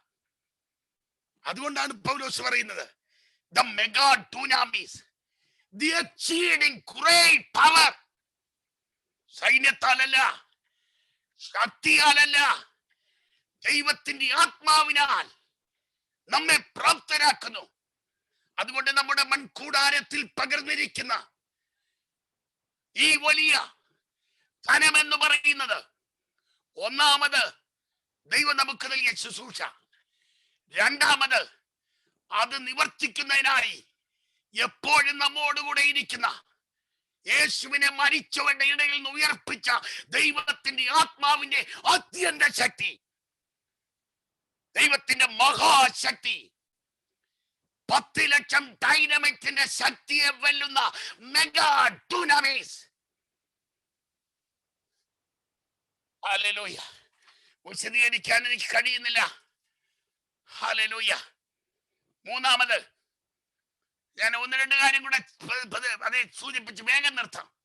ആയിനോ എനിക്ക് സ്റ്റീവൻ ചാനെ വിഷമിപ്പിക്കാനൊക്കില്ല, വേഗം നിർത്തിയേ പറ്റൂ, സമയം പാലിച്ചേ പറ്റൂ. അതേ കൊരിന്ത്യ ലേഖനം 4-ാം അധ്യായത്തിന്റെ 13 മുതൽ 15 വരെയുള്ള വാക്യങ്ങൾ, 13-ാം വാക്യമെങ്കിലും വായിക്കാം. ഞാൻ വിശ്വസിച്ചു, അതുകൊണ്ട് ഞാൻ സംസാരിച്ചു എന്ന് എഴുതിയിരിക്കുന്നത് പോലെ വിശ്വാസത്തിന്റെ അതേ ആത്മാവ് ഞങ്ങൾക്കുള്ളതിനാൽ ഞങ്ങളും വിശ്വസിക്കുന്നു. We have a victorious faith that overcomes the world, that overcomes the devil, and that overcomes the flesh. ജഡത്തെയും ലോകത്തെയും പിശാചിനെയും ജയിക്കുന്ന ജീവനുള്ള വിജയകരമായ ഒരു വിശ്വാസത്തിന്റെ ഉടമകളാണ് ഞങ്ങൾ. ഞങ്ങൾക്കുണ്ട് എന്തുകൊണ്ട്? വിശ്വാസത്തിന്റെ അതേ ആത്മാവുണ്ട്. വിശ്വാസത്തിന്റെ അതേ ആത്മാവ്. ഏതാത്മാവ്? അവർ വിശ്വസിച്ചു, അതുകൊണ്ട് സംസാരിച്ചു. പഴയ നിയമ വീരന്മാരെ കുറിച്ച് പറയുന്ന ഒരു പ്രസ്താവനയാണത്. അവർ വിശ്വസിച്ചു, അതുകൊണ്ട് അവർ സംസാരിച്ചു. അക്കാലഘട്ടത്തിലെ ഏറ്റവും വലിയ സാമ്രാജ്യമായ ഈജിപ്ത് സാമ്രാജ്യത്തിന്റെ സമ്രാട്ടായ ഫറവോയുടെ മുമ്പിലേക്ക് ചെന്ന് നിന്നുകൊണ്ട് തന്റെ ആടിനെ മേയിക്കുന്ന ആ വടി നീട്ടിക്കൊണ്ട് അവൻ പറഞ്ഞു, എബ്രായരുടെ ദൈവമായ യഹോവ എനിക്ക് വെളിപ്പെട്ടു. എന്റെ ജനത്തെ ആരാധിക്കേണ്ടതിന് എന്റെ ജനത്തെ വിട്ടയക്കൂ. ലോക സമ്രാട്ടിനോട്, ഫറവോനോട് മോശ സംസാരിക്കാൻ കാരണം അവൻ ദൈവത്തിൽ വിശ്വസിച്ചു. അദൃശ്യ ദൈവത്തെ കണ്ടതുപോലെ അവൻ ഉറച്ചു നിന്നു. രാജാവിന്റെ കോപത്തെ ഭയപ്പെടാതെ അവൻ സംസാരിച്ചു. യുദ്ധം കഠിനമായി കൊണ്ടിരിക്കുമ്പോൾ, സൂര്യൻ പടിഞ്ഞാറേ ചക്രവാളത്തിലേക്ക് താഴാൻ തുടങ്ങുമ്പോൾ, ആ സൂര്യൻ അവിടെ അസ്തമിച്ചാൽ യുദ്ധം എങ്ങും എത്തിയിട്ടില്ല, ഇരുട്ടിൽ ശത്രു ജയം നേടും എന്നറിയാവുന്ന യോശുവ അതേ അവൻ വിശ്വസിച്ചതുകൊണ്ട് സംസാരിച്ചു. സൂര്യ നിൽക്കൂ, അവിടെ ചന്ദ്ര അവിടെ നിൽക്കൂ, അനങ്ങിപ്പോകരുത്.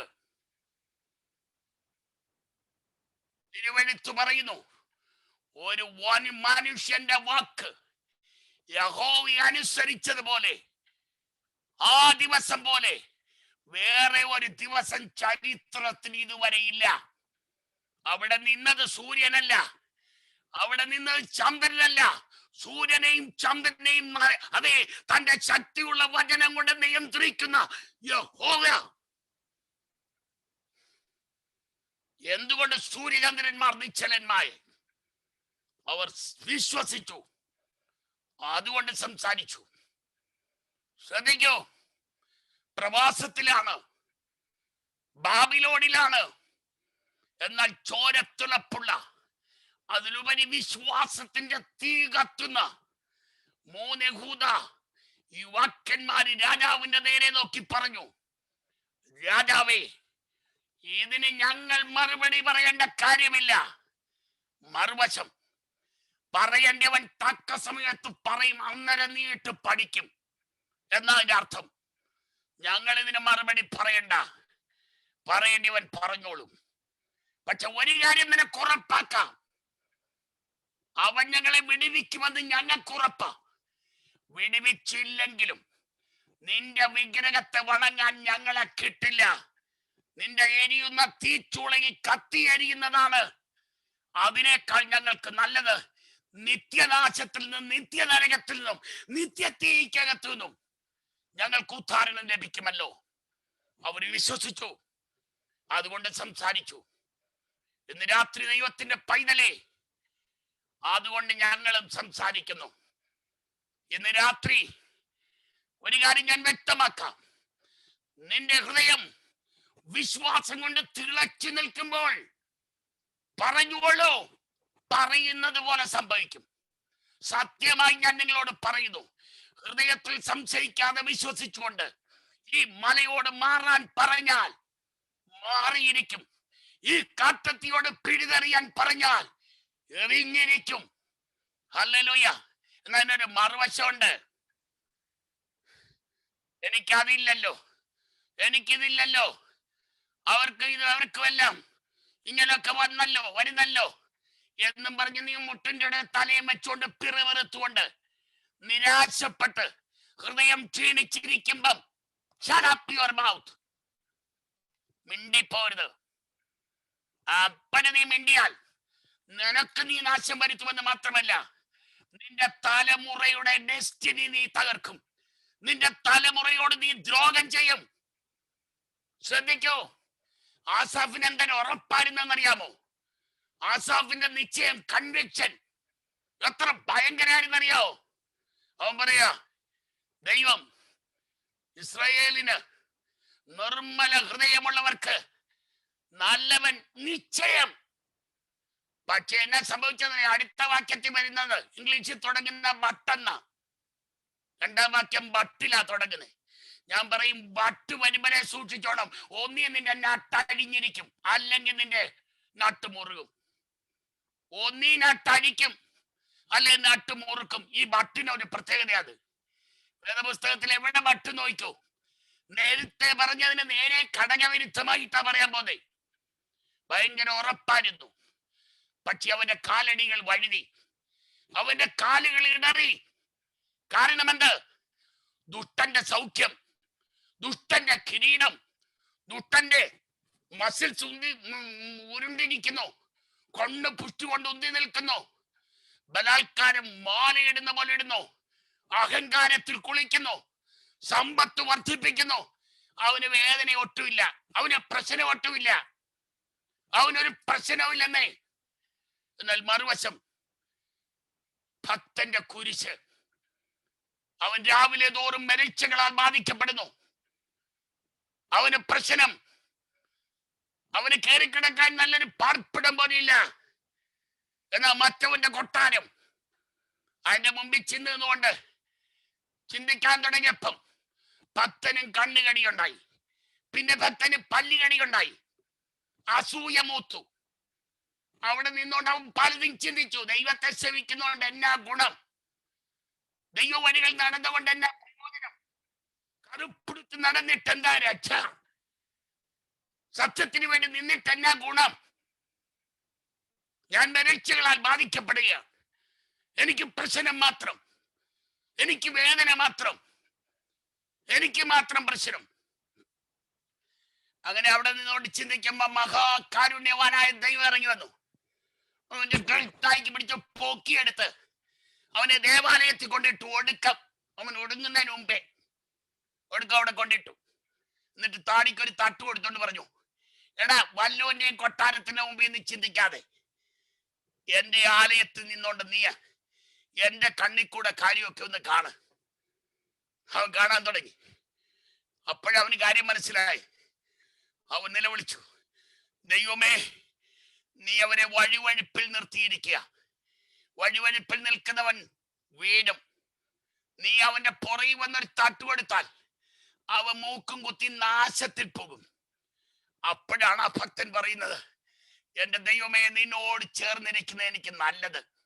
നീ നിന്റെ വലങ്കരം കൊണ്ട് എന്നെ പിടിക്കും, നിന്റെ ആലോചനയാൽ എന്നെ നടത്തും, പിന്നത്തേതിൽ നീ എന്നെ മഹത്വത്തിൽ കൈക്കൊള്ളും. അപ്പോഴവനൊരു കൺഫെഷൻ നടത്തിയത് കേൾക്കണോ? അവൻ പറയാണ്, എന്റെ കർത്താവേ, ഞാൻ ആ ദുഷ്ടന്റെ കൊട്ടാരത്തിന്റെ മുമ്പിൽ നിന്നുകൊണ്ട് അവന്റെ കിരീടം കണ്ടോണ്ട് അവിടെ നിന്ന് പിന്നെയും വർത്താനം പറഞ്ഞിരുന്നെങ്കിൽ ഞാൻ എന്റെ തലമുറയോട് ദ്രോഹം ചെയ്തു പോകുമായിരുന്നു. എന്റെ ദൈവമേ, എന്നോട് ക്ഷമിക്കണമേ. ഞാൻ പൊട്ടനായിരുന്നു, ഞാൻ ഒന്നും അറിയാത്തവനായിരുന്നു, ഞാനൊരു മൃഗം പോലെയാണ് കർത്താവേ സംസാരിച്ചു പോയത്, ക്ഷമിക്കണമേ എന്നവൻ നിലവിളിച്ചു. ഞാൻ പറഞ്ഞു വരുന്നതിന്റെ സാരം നിങ്ങൾക്ക് മനസ്സിലായി കാണുമെന്ന് വിശ്വസിക്കട്ടെ. എനിക്ക് വിശദീകരിക്കാൻ സമയമില്ല. ഞാൻ പറഞ്ഞത്, ക്ഷീണിച്ചു മടുത്ത് ഹൃദയം തകർന്നിരിക്കുമ്പോൾ ദയവ് ചെയ്തൊന്നും സംസാരിക്കരുത്. നീ നിന്നെ തകർക്കും, നിന്നെ നിരാശനാക്കും, നിന്നെ തകർത്ത് കളയും. അതല്ല, അതിനപ്പുറത്ത് നിന്റെ തലമുറയുടെ ഡെസ്റ്റിനി നീ നശിപ്പിക്കും. ഒറ്റ വാചകത്തിൽ ഒരു ഉദാഹരണം പറയാം. ആമേൻ. 12 പേരെ മോശെ അയച്ചു. 10 പേര് നിരാശരായി, ദുഃഖിതരായി, അതേ മനസ്സ് തകർന്നവരായി കടന്നു വന്നു. അവര് സംസാരിച്ചു. അതിന്റെ ഫലം എന്തായിരുന്നെന്നറിയാമോ? ആ ഒരു തലമുറ മുഴുവൻ മരുഭൂമിയിൽ പട്ടുപോയി. നാം അവിശ്വാസത്താൽ മനസ്സ് തകർന്ന് ക്ഷീണിച്ചിരിക്കുമ്പോൾ സംസാരിച്ചാൽ നാം തകരുമെന്ന് മാത്രമല്ല, നമ്മുടെ തലമുറയ്ക്ക് ദ്രോഹം വരുത്തുമെന്നുള്ളത് കൊണ്ട് ദൈവ പൈതലേ, ഹൃദയം ക്ഷീണിക്കുമ്പോഴൊന്നും സംസാരിക്കരുത്. വിശ്വാസത്തിൽ ശക്തിപ്പെട്ട് നിന്നുകൊണ്ട്, വിശ്വാസത്തിന്റെ ഗൗരവത്തിൽ, വിശ്വാസം അകത്ത് കത്തുമ്പോൾ നീ പറയുന്നത് പോലെ സംഭവിച്ചിരിക്കും. എനിക്ക് എത്രയോ അനുഭവങ്ങൾ എന്റെ ജീവിതത്തിലൂടെ പറയാൻ കഴിയുമെങ്കിലും സമയം എന്നെ അനുവദിക്കുന്നില്ല. വിട്ടുകളയട്ടെ. ഒന്നുകൂടെ പറഞ്ഞ് ഒരു വാക്യം കൂടെ ചൂണ്ടിക്കാണിച്ച് ഞാൻ അവസാനിപ്പിക്കാം. അതിന്റെ 16-ാം വാക്യം.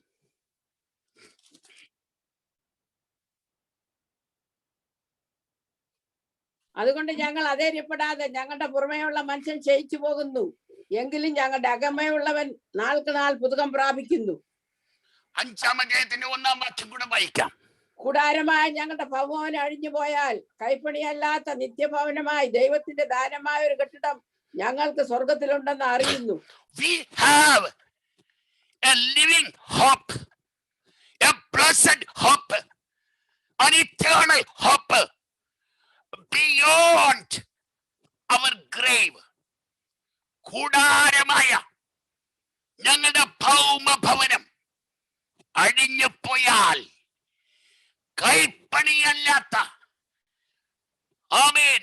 ദൈവത്തിന്റെ ദാനമായ ഒരു കെട്ടിടം ഞങ്ങൾക്ക് സ്വർഗത്തിലുണ്ട്.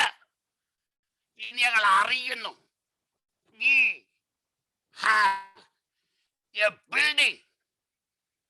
അപ്പോസ്തലനായ പൗലോസ് കൊരിന്ത്യർക്ക് ഏറ്റവും പരിചിതനായിരിക്കുന്നത് കൊരിന്ത്യ പട്ടണത്തിൽ വന്നപ്പോൾ പ്രിസില്ലയോടും അക്വിലാവിനോടും ചേർന്ന് കൂടാരപ്പണി നടത്തി, കൂടാരമുണ്ടാക്കി, വീക്കെൻഡിൽ ഫ്ലീ മാർക്കറ്റിൽ കൊണ്ടുപോയി അത് വിറ്റ് അതുകൊണ്ട് ഉപജീവനം കഴിക്കുന്നവനായിട്ടാണ്.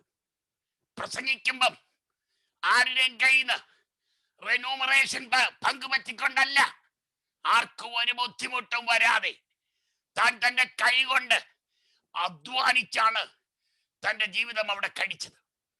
അതുകൊണ്ട് കൊരിന്ത്യർക്ക് ഏറ്റവും വലിയ പരിചയം പകൽ തുറന്നോസിന്റെ പാഠശാലയിലും ചന്തകളിലുമൊക്കെ പ്രസംഗിക്കുന്ന മനുഷ്യൻ രാത്രിയിൽ കൂട്ടുകാരോട് ചേർന്ന് കൂടാരമുണ്ടാക്കി വീക്കെൻഡിൽ ഫ്ലീ മാർക്കറ്റിൽ വിറ്റ് അഹോവൃത്തി കഴിക്കുന്ന ഒരു മനുഷ്യനെയാണ്. പൗലോസിന് കൂടാരം ശരിക്കറിയാം. കൂടാരത്തിന്റെ പ്രത്യേകത, it is temporary, it's weak. അത് അല്പകാലത്തേക്കുള്ളതാ, അത് പഴകുന്നതാ, അത് ജീർണിക്കുന്നതാ, അത് കീറുന്നതാ. അതാണ് കൂടാരത്തിന്റെ പ്രത്യേകത. എന്നാൽ ഈ കൂടാരം തകരുമ്പോൾ, ഈ കൂടാരം പൊളിയുമ്പോൾ, ഈ പുറമേയുള്ള മനുഷ്യൻ ജയിക്കുമ്പോൾ എന്താ പതറാത്തതിന് കാരണം? എന്താ ക്ഷീണിക്കാത്തതിന് കാരണം? We know something else. ഞങ്ങൾക്കൊരു കെട്ടിടമുണ്ട്. പണ്ട് കേരളത്തില് കമ്മ്യൂണിസ്റ്റുകാരൊക്കെ പാടുമായിരുന്നത്, നഷ്ടപ്പെടുവാൻ വിലങ്ങു കൈകൾ കിട്ടാനുള്ളത് പുതിയൊരു ലോകം, ഉട്ടോപ്പിയ, ഒരു പുതിയ ലോകം. അതാണ് അവരെ സമര അതേ പന്തലിലേക്ക് ഇറക്കാൻ കാരണം. ദൈവവേദന പറയാ, കൂടാരം പണിയുന്നവൻ പറയാ, ഇത് അല്പകാലത്തേക്കുള്ളതാ, ഇത് ജീർണിക്കുന്നതാ, ഇതിന്റെ കാലുകൾ ആടും. 10-60 വയസ്സൊക്കെ കഴിയുമ്പോൾ നടുവിന് വേദന തുടങ്ങും, കാലിന് വിറപ്പ് തുടങ്ങും, അവിടെ ഇവിടെയൊക്കെ കീറാൻ തുടങ്ങും, പ്രശ്നമാ. പക്ഷേ ഞങ്ങൾ മനസ്സ് മടുക്കില്ല, ഞങ്ങളുടെ ഹൃദയം ക്ഷീണിക്കില്ല, അതൊന്നും കണ്ട് ഞങ്ങൾ തളരില്ല. പുറമേയുള്ള മനുഷ്യൻ നാൾക്കുനാൾ ക്ഷയിച്ചാലും ഞങ്ങൾ പതറില്ല. കാരണം വി നോ സംതിങ്. ഞങ്ങൾക്കൊരു കാര്യം അറിയാം, തോന്നുവല്ല, അറിയാവുന്നേ, വ്യക്തമായിട്ട് ഞങ്ങൾക്കറിയാം.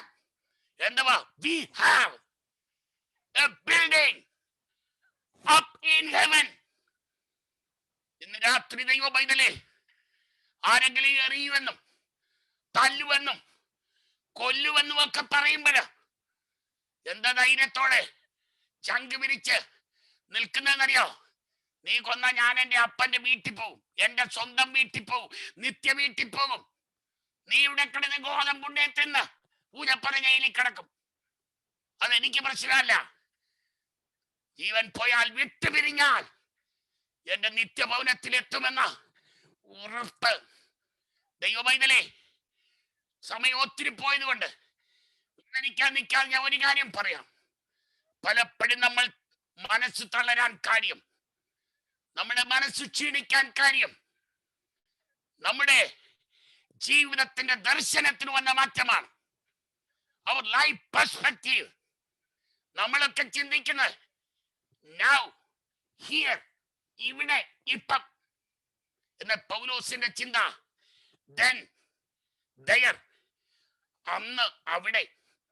ഞാൻ മുമ്പേ പറഞ്ഞ പോലെ ഇന്നെന്ത് സംഭവിക്കുമെന്നല്ല, അന്ന് എന്ത് സംഭവിക്കും എന്നതിനാണ് പ്രത്യേകത.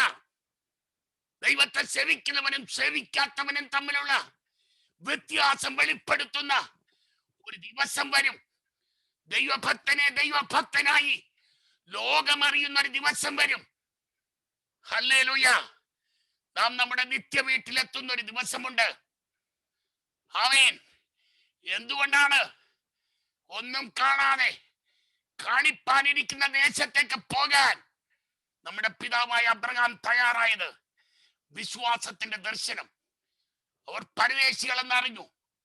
അവരിവിടെ അല്പകാലം മാത്രം ജീവിക്കുന്ന പരദേശികളെന്ന് മനസ്സിലാക്കി, അവന്റെ ദേശം ഇതല്ലെന്ന് അവർ മനസ്സിലാക്കി, അവർക്കൊരു സ്വന്തം ദേശമുണ്ടെന്ന് അവർ മനസ്സിലാക്കി, അവർക്ക് നിലനിൽക്കുന്ന ഒരു നഗരം ബാബിലോണിലെ മെസൊപ്പൊത്താമിയയിലെ ടൈഗ്രീസ് യൂഫ്രട്ടീസ് നദീതീരത്തുള്ള ഊർ പട്ടണത്തെക്കാൾ ദൈവൻ ശില്പിയായി നിർമ്മിച്ചതും അടിസ്ഥാനമുള്ളതുമായ പട്ടണത്തിൽ അവർക്കുള്ള നിത്യ വീട് അതവര് ഗ്രഹിച്ചു. അതുകൊണ്ടാണ് കൂടാരങ്ങൾ പാർത്തുകൊണ്ട് ആ നാടിനെ നോക്കി പതറാതെ അബ്രഹാം മുന്നോട്ട് പോയത്. 4 വശത്ത് നിന്നും കല്ല് വന്ന് ദേഹത്ത് വീണ് രക്തം ചിന്നിച്ചിതറുമ്പോഴ് സ്തേഫാനോസിന്റെ മുഖം അതേ ദൂതനെ പോലെ പ്രകാശിക്കാൻ കാരണം അവന്റെ നിത്യവീട് എവിടെയുണ്ടെന്ന് മനസ്സിലാക്കി ഉയരത്തിലേക്ക് അവന്റെ കണ്ണുയർത്തി ദൈവസിംഹാസനത്തിന്റെ വലത്തുഭാഗത്ത് തന്നെ എതിരേൽപ്പാൻ നിൽക്കുന്ന ദൈവപുത്രനെ അവൻ കണ്ടതുകൊണ്ടാണ്. ഹല്ലേലൂയ. ദൈവ പൈതലേ, നമ്മുടെ ദർശനത്തിന് വ്യത്യാസം വരണം. ഇവിടെ എന്തെങ്കിലുമൊക്കെ കരുതിക്കൂട്ടി ഇവിടുത്തെ കാര്യങ്ങൾ മാത്രം ചിന്തിച്ച് നമുക്കിനി മുന്നോട്ട് പോകാൻ സമയമില്ല. നമ്മുടെ നാട് ഇവിടെ അല്ല, നമ്മുടെ ലക്ഷ്യം ഇവിടെയല്ല. നമുക്കൊരു സ്വന്തം നാടുണ്ട്. ആ സ്വന്തം നാടിനെ ലാക്കാക്കി മുന്നോട്ട് പോകാൻ തയ്യാറായാൽ പ്രതിസന്ധികൾ ഇല്ലാഞ്ഞിട്ടല്ല, ജീവിച്ചിരിക്കുമോ എന്ന് പോലും ഭയം തോന്നുമാറ്, ആശങ്ക ജനിക്കുമാറ് കഷ്ടത വലുതായിരുന്നെങ്കിലും അതിന്റെ നടുവിൽ മനസ്സു പതറാതെ, ഹൃദയം ക്ഷീണിക്കാതെ, തളരാതെ, വിട്ടുകൊടുക്കാൻ തയ്യാറാകാതെ, പിന്മാറാൻ മനസ്സില്ലാതെ ഉറച്ചു നിൽക്കാൻ കാരണം അവനൊരു കാര്യം അറിയാമായിരുന്നു. അവനൊരു നിത്യനാടുണ്ട്. അവനൊരു ഈ മരണത്തിനപ്പുറത്ത് ചലിക്കുന്ന ഒരു പ്രത്യാശയുടെ ഉടമയാണ് താനെന്ന് തനിക്കറിയാമായിരുന്നു. അതുകൊണ്ട് ദൈവം തനിക്ക് തന്ന ശുശ്രൂഷ അത് നിറപടിയായി നിവർത്തിക്കാൻ, ആമേൻ, അതിനുള്ള ശക്തി ഈ മൺകൂടാരത്തിൽ ദിനം തോറും പ്രാപിക്കാൻ, പുറമേയുള്ള മനുഷ്യൻ ജയിക്കുമ്പോൾ അകത്ത മനുഷ്യനെ ബലപ്പെടുത്താൻ ദൈവം തന്നിരിക്കുന്ന വിലയേറിയ വിശ്വാസം കാക്കാനും അത് പ്രയോഗിക്കാനും ദൈവം നൽകിയ ഭയങ്കര പ്രത്യാശ വെച്ചുകൊണ്ട് മുന്നേറാനും ആമേൻ ദൈവദാസനായ പൗലോസിന് കഴിഞ്ഞെങ്കിൽ അതിൽ കുറച്ചൊന്നും ദൈവം നമ്മളിൽ നിന്ന് പ്രതീക്ഷിക്കുന്നില്ല. അതിൽ കുറച്ചൊന്നുകൊണ്ടും ദൈവം തൃപ്തനല്ല. ഇന്ന് രാത്രി ദൈവം നമ്മെ കുറിച്ച് ആഗ്രഹിക്കുന്നത് നമ്മെ തളർത്തി കളയുന്ന, നമ്മുടെ മനസ്സ് ക്ഷീണിപ്പിക്കുന്ന, നമ്മെ വ്യാകുല ചിത്തരാക്കുന്ന, ഇതിന്റെ ആവശ്യം ഉണ്ടായിരുന്നു, ഇത് വേണമായിരുന്നു, ഈ പുസ്തകം എടുക്കണമായിരുന്നു എന്നൊക്കെ തോന്നിപ്പിക്കുന്ന, പ്രാവിനുണ്ടായിരുന്ന പോലെ ചിറവുണ്ടായിരുന്നെങ്കിൽ എങ്ങനെങ്കിലും എവിടെങ്കിലും പോയി പറന്ന് രക്ഷപ്പെട്ടേക്കാമായിരുന്നു എന്ന ചിന്ത ഉപേക്ഷിച്ച് നമുക്ക് ധൈര്യത്തോടെ നിൽക്കാം. നല്ല പോർ പൊരുതാം, ഓട്ടം തികയ്ക്കാം. വിശ്വാസം വിറ്റ് കാശാക്കാതെ, വിശ്വാസം കാത്ത് പോകുന്നതിന് മുമ്പേ തലമുറയ്ക്ക് കൈമാറി നമുക്ക് പ്രത്യാശയോടെ ദൈവം ഒരുക്കിയിരിക്കുന്ന ആ ഭവനത്തിലേക്ക് പോകാം. ഇത് തകരട്ടെ, ഇത് മണ്ണിൽ കൊണ്ടുവെക്കും, ഇത് മണ്ണോട് ചേരും. അപമാനത്തിൽ ഇത് വിതയ്ക്കപ്പെടും, മഹിമയിൽ ഇത് ഉയർക്കും. ബലഹീനതയിൽ ഇത് വിതയ്ക്കപ്പെടും, ശക്തിയോട് ഇത് ഉയർക്കും. ഹല്ലേലൂയ. പ്രാകൃതമായി ഇത് വിതയ്ക്കപ്പെടും, ആമേൻ, സ്വർഗീയമായി ഇത് ഉയർക്കും. ആ മനോഹര ദിവസം, ആ കാഹളനാദത്തിനായി നമുക്ക് ധൈര്യത്തോടെ കാത്തിരിക്കാം. ഈ വചനങ്ങളാൽ കർത്താവ് നമ്മെ അനുഗ്രഹിക്കട്ടെ. ചില മിനിറ്റുകൾ ഞാൻ കൂടുതൽ എടുത്തെങ്കിൽ ക്ഷമിക്കൂ. ദൈവം നമ്മെ സഹായിക്കട്ടെ.